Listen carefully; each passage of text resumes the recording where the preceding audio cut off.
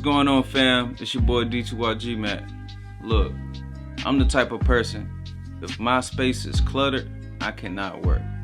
Things feel out of place or it just don't feel right, then I can't work. That's just how I am, and I always been like that. I normally work a lot on the road. I've been super busy the past 2 years where I just been traveling. Tours, shoots here, corporate shoots here, Texas, Cali, New York, Florida, Georgia.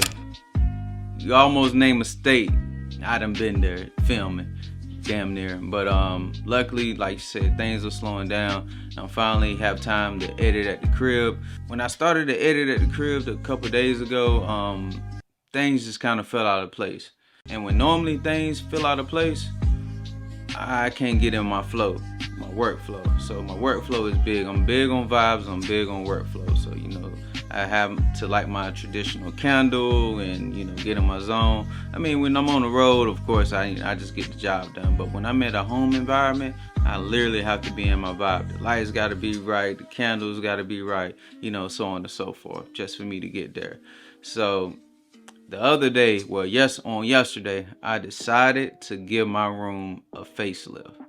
You know, just change a couple things around, make it more modern, give me that vibe so it'll make me want to edit again.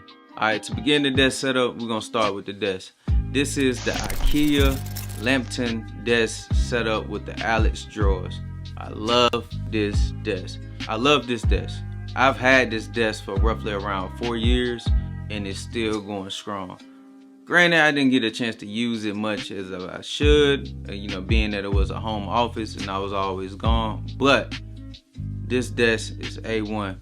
It's large, it's spacious, it gives me the space I need, and also it gives me the storage I need with the drawers. You know, I have little knickknacks in there, SD cards, cords, headphones, you know, so on and so forth. Just stuff to get out of the way, pens. Whenever I feel like I want to jot something down on like paper, you know, I can. If I feel like doing an overhead shot on the desk, I can do that as well. Ikea make pretty solid stuff. I can't lie, I love Ikea. I go there, they're budget friendly, and also, as you can see, it lasts a long time. The monitor we have mounted is from LG. It's a 34-inch IPS ultra wide monitor. It's only 100 hertz, but which is not a big deal to me. I'm not a 120 snob, and I don't game. I used to game, but now I don't game, so it's not. But still, it'll be an okay gaming monitor. It has FreeSync and everything, but I like it because whenever I'm editing, I can place my timelines, like my whole entire timeline across the screen with no issue at all. This is one of the best things I like about this monitor. It's basically having two monitors in one. But I am looking into buying the Apple display. The colors on the Apple display are accurate and it looks just like my MacBook display. And the Apple ecosystem is just chef's kiss. They make it so easy to do everything, man. So, I mean, it is a premium that you pay for, but the convenience is unmatched. Now, let's jump to the brains of the operation. My current setup is the M2 Max Studio. I used to edit on the 14-inch M2 Pro base model, which is, don't get me wrong, it's still a beast. It did exactly what I needed to do, but on a couple projects I was dealing with After Effects. RAM snob. After Effects will literally eat up all your RAM till there's no more RAM left.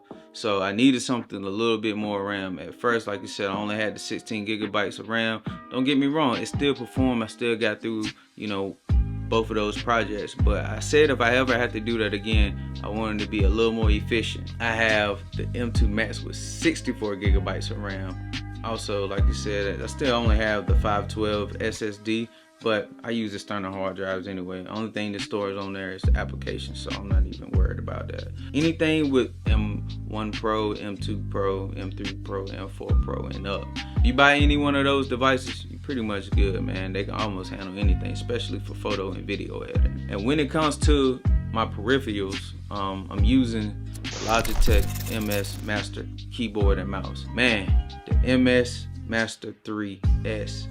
The mouse is amazing. The biggest feature I like about this mouse is the horizontal scrolling. So whenever you editing on your timeline, you can scroll horizontal, up and down as well, but the horizontal scrolling, telling you, man, I don't know what I'd do without it. I'm so used to it now. I also have it paired with the Apple trackpad. I love being able to zoom in, to fix certain things. You know, I don't like really moving too much. I like just having my hands like kind of like in a steady workflow. So when I pinch, it zooms in. I scroll, like you said, left to right, up and down. And then also is other keys that I have on the actual Logitech set that's cut, or either, you know what I'm saying, the cut tool or just a regular point tool. I have those gestures like actually on the mouse. I take those mouses everywhere. I actually has two of them. I have one of them I travel with and one of them just stays here. If you won't have one, man, I suggest you at least try it for editing, especially if you do a lot of video editing. And if you already have one, in the comments, let me know what you think. If you haven't subscribed yet, go ahead and like and subscribe to this channel, man. On this channel, we invest in ourselves. You dig me? When it comes to speakers, I've been rocking the Yamaha H5s for the longest. I've had these speakers for at least 5 to 6 years. These speakers are my favorite speakers because I used to do a lot of music engineering. So when I was, you know, mixing and mastering these records, I needed something that gave me like a true sound so I can hear everything that's in the record.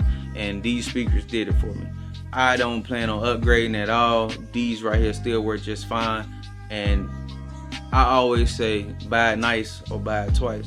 So I invest in it.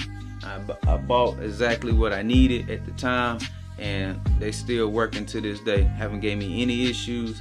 Sound quality is still crisp. So whenever I'm editing videos, I edit in headphones first, and then I put it on the speakers to make sure all the levels are leveled as well, no matter, you know, basically give me 2 reference points. And for my creative part of the office is the Govee lights. You can't go wrong with any RGB LED lights that's in your office, man. I feel like the lights is what gives it the vibe. I always have my lights on whenever I'm editing at home. So these Govee lights are it. Basically, these Govee lights give you everything the Philip Hue lights give you, but at a budget cost. So I went with them. They have a great ecosystem, just like the Philip Hue lights. These work with Amazon as well, and Apple Home, and you know, so on and so forth. So at a certain point, you really just paying for a name brand. And I really rock with Govee, man. And you know, it has the special effects, and you can put them all, sync them all together on the app. The app is pretty efficient and pretty good. So they won me over, man. And I just wanted, like I said, that concludes the tour of my new facelift, man. I just wanted to give y'all an update on, you know, the office and my workspace and how I get everything done. Like I said, I'm still working on the Apple display, and I'm thinking about, you know, mounting some of my work on the walls, frames and stuff on the wall. I haven't made up my mind yet if I want to do the slat wall or just actually put some photos on it. But hey, like I said, make sure you all like and subscribe. And on this channel, once again, we invest in ourselves. You dig me? Yeah.